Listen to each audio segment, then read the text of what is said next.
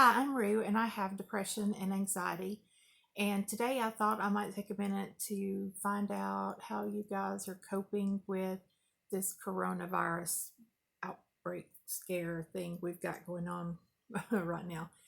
Um, I know I was really just kind of thinking that it was no big deal. It was just a flu like symptom as long as we continue to do things like, washing our hands and things like that, no big deal, we'll be fine, there, nothing, no big deal.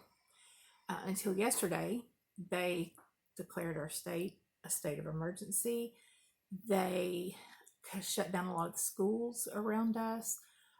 Even one of the colleges nearby, they cut down or they canceled out the entire spring semester. So I mean, we're really, really taking some big steps here, and it's a little, very anxious, evoking things going on right now. And I know us sufferers of anxiety, we get a little thought in our head, and it's just like there. It's all we do is we think about it, think about it, think about it, think about it. And then we think we've thought it completely through, and then we come back and we're like, okay, well then, but what if this happens? And then we think about it, think about it, think about it, think about it, for until we're just crazy, just absolutely, our brains are exhausted. You feel like you've been digging ditches or something all day, because a lot of times mental stress and work is sometimes a little harder to take than physical work. um, but I just thought, take a second, check in, see what we can do, maybe have some ideas that can help us through this. I am not a medical professional in any way, shape, form, fashion. The only thing I can talk about is my 40 years of experience with depression and anxiety. I can tell you how I cope and deal with things. I can tell you how, um, things I've tried, things that that don't work. I got lists of both. When you go through and you try something and you deal with something for this long, you learn all kinds of, little things, tips and tricks along the way. So, our biggest thing right now, or it's not the biggest thing, the biggest concern to me right now in my household is the fact that we have 4.5 rolls of toilet paper, and there's not a roll of toilet paper, a scrap of toilet paper in our town. Why? Well, somebody, please tell me why. As far as I know, I don't think that the coronavirus, I don't think it causes diarrhea.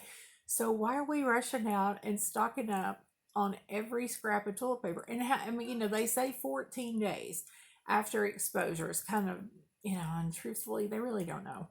I was listening to a podcast this morning, and they were saying, that you would show symptoms between 5 days and 8 days, and then, I think it takes about 2 weeks to run its course. So, how much toilet paper do you need in 2 weeks' time for your family? I mean, I'm talking, you see people with their buggies loaded down, and the shelves are completely empty. I mean, they're taking up uh, toilet paper, paper towels, anything like that is just gone. I don't understand. I really, really don't understand. So that's my current, you know, kind of weird worry. But you do think about things like that. It's like, well, wow, I would have ordered some last week if I had known we were going to, have all this major issues coming up. I think I'm going to have to become a homeschool teacher. We had actually discussed and thought about me being a homeschool teacher with my daughter when she started school. She's in second grade now, and she went through this little phase when she was about 5, and she just wouldn't listen. Um, she wouldn't listen. She wouldn't mind. We just had a real rebellious year or so there, and I was like, I can't do it if she, she won't sit down and she won't listen. Um, can't do it.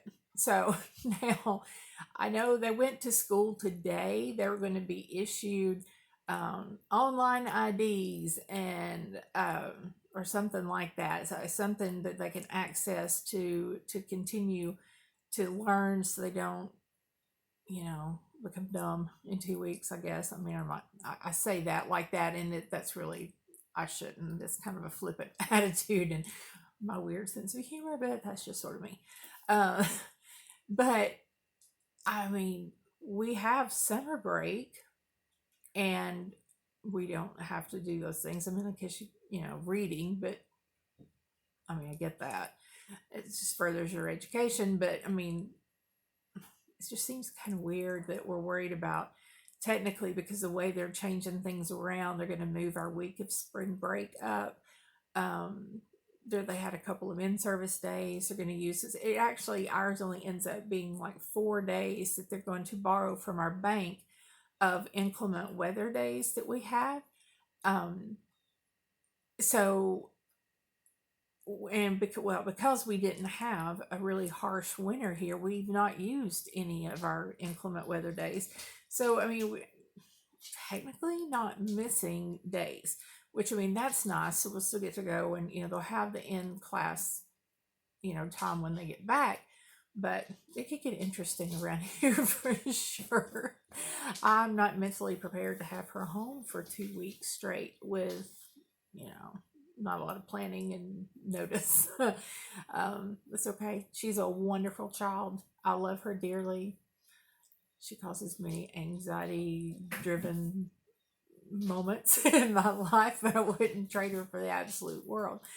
But I mean, and that alone is another stressor and a warrior. I'm lucky enough to be a stay at home mom, but I know that lots of you out there are not. So all of a sudden, boom, 2 weeks, you've got to work. Your child is not old enough to stay by themselves. There's not family nearby. What do you do with your children?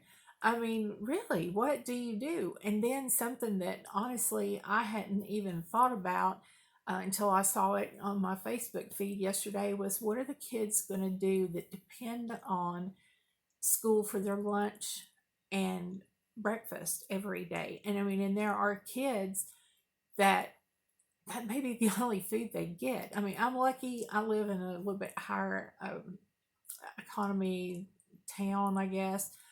So we don't have a lot of poverty here. I mean, there's some in every single area, and I'm not saying we're like ritzy or whatever. I'm not, but just middle class family. But those things are stressors. Those things are instant panic button. Oh my gosh, what am I gonna do? Feelings. And you have to do something. Most of us definitely included, can afford to just take 2 weeks off work without pay.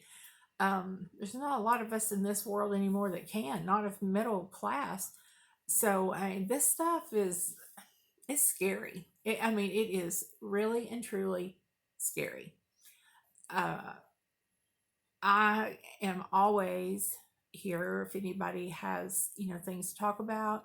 If you have questions about what can I do, I can tell you what I would do. Um, Things that work for me are the 3-3-3 method with of breathing. Some people do 5, some people do 10-second increments, but it's like breathe in for 3 seconds, hold it for 3 seconds, and breathe out. And you just count in your head, and you can do that as many times as you need to until you feel your anxiety level just kind of start to come down and become a little bit more manageable. That is one tool. I know when you're in the throes of anxiety and a panic attack, oh my word, sometimes it's hard to think. The only thing you're thinking about breathing is, I can't do it. I can't breathe. I can't breathe. That is my number one go to thing when I have an anxiety attack, panic attack, whatever you want to call it. If I get to that point where it's not just constant anxiety, it's a boom, here it is. It's taken over your life for several minutes, hour, whatever. I mean, different people have them that last different amounts of time. Different circumstances and severity of things cause, different times in our anxiety level. Um, but my first thing is, I can't breathe. I just can't breathe. And I almost start to hyperventilate. And then I have to talk myself down. I'm like, okay, look, You're going to get through this. How many, hundreds and hundreds of these have you had? You always get to the other side. Always. Somehow, I have literally, thought I was going to pass out because it was hyperventilating so much I couldn't see. My vision started to, um, like get dark, and my ears were roaring, and I was like, this is it. If I don't get to sit down right now, I'm going to hit the ground. I'm going to pass out. I never have, but it sure has felt that. And I don't know if you've ever passed out from a panic attack. Tell me, let me know. I don't know if you can actually do that or not, which is crazy. As many of these I've had, I've never thought to ask that of someone that's actually medically trained to know these things. But you can, okay, breathing is number one. Number two, do your best to start thinking about anything other than this virus. Look outside. Oh, it's kind of overcast today, but it's not raining, and that's like a miracle here lately. Springtime, spring rains. So I could get outside. I could go on a walk. When I go on that walk, don't use that as quiet time. Either put in, earbuds and listen to your favorite music, or a self-guided meditation type thing. Look at the nature around you. We live in the woods, so I've got lots of stuff. We have coyotes, hawks, rabbits, our two cats and a dog.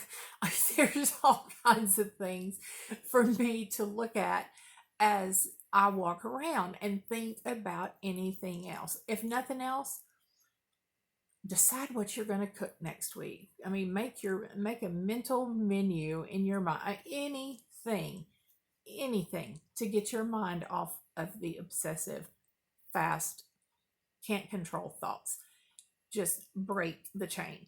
The old adage of wearing a rubber band around your wrist, and every time you catch yourself thinking of something, snap the rubber band. That works. It really does actually work. So that's something you can try. There's all kinds of tips and tricks. Call your best friend, call your mom, call, your daughter, your son, whatever. Call family, somebody. Especially helpful if you call somebody that understands, or call somebody that goes through it at the same time. I was speaking to one of my friends yesterday. We were talking about, our anxiety and the coronavirus, and what, medications we take and things like that, which I'll tell you, my anxiety bypasses the need for, like something like Xanax or Klonopin that you take situationally, like when you have a panic attack. I needed something on board all the time, because my head, it was awful, just one after another. So I take something called Boost Bar, and it stays in my system at all times, and it keeps that level in the keep me from going there. Took some getting used to kind of thing, because I kind of felt numb for a while. I was like, okay, well, I've been depressed and I felt numb, and now I'm going to take something. I'm going to take something for my depression to make me feel, and I'm going to take something for my anxiety to make me not feel. It takes a minute, and that's the thing. It's not like when you have depression and anxiety. This is not a thing where you go to the doctor, they do a blood test, and like, oh, you have a sinus infection. Here's your antibiotic. Oh, how awesome it would be if that were the case, but it's not. Sometimes, we don't tolerate the, different systems. My physical makeup is different than even my mom's physical makeup, or my daughter's, or my neighbors, my best friends, and they have to find the right medication that will help you, and you have to commit to your health. It's not a one stop shop. This is going to take care of it. I'm going to take this round of antibiotics and I'm going to be well. Unfortunately, it doesn't work that way. For some people, antidepressants and anti-anxiety medications can be situational, and I like to think of them in those cases as a band-aid. But a band-aid often doesn't work alone. A band-aid, gets the neosporin or it gets the peroxide to clear out whatever the bottom, underlying thing is. And the medication comes along and it covers the wound. It makes that bridge so you're going along, you don't dip down into or hump up over the top of anxiety. And that's when you go to a counselor. Counselors are amazing. If you just let yourself go there, let your mind go there, understand that a lot of them have been right where you are.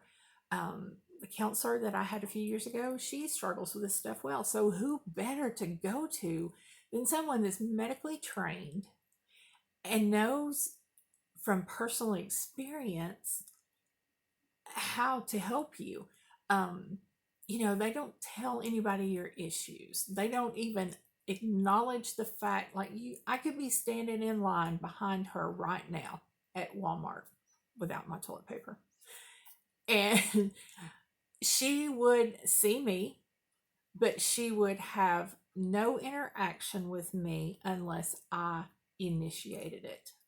Now, me being the person I am, I don't care. If somebody challenged me to, I would walk down the aisles of Walmart and I would tell every person in there, hey, I have depression and anxiety. I'm past the taboo. I'm past the fear of people knowing. I just don't care. And it's free. It's so free. And something like that can really, really help if you can just open up and talk to somebody about how you're feeling. Then you've kind of got those things and tools going on in your background that help you when things like a coronavirus comes along and knocks us off our axis and has us panicking, like, oh, what am I going to do? What am I going to do? We have those tools in place. So, as always, comments are open. I hope this helps somebody. Reach out to me if you just need to talk to somebody. I mean, I now have a Facebook page. I now have a Instagram account, and you can message me either of those places. Message me here. I'm here, and I can help. Maybe I can help you find somebody even in your area. I mean, I don't mind. I can dig around in my computer and look and see what find somebody to help you or whatever. The thing is, the resources are there. We just have to be ready to take advantage of them. So, until next time, to our next encounter and our next topic we decide to tackle here, go out and make sound choices and make good decisions and live your best life. Thanks.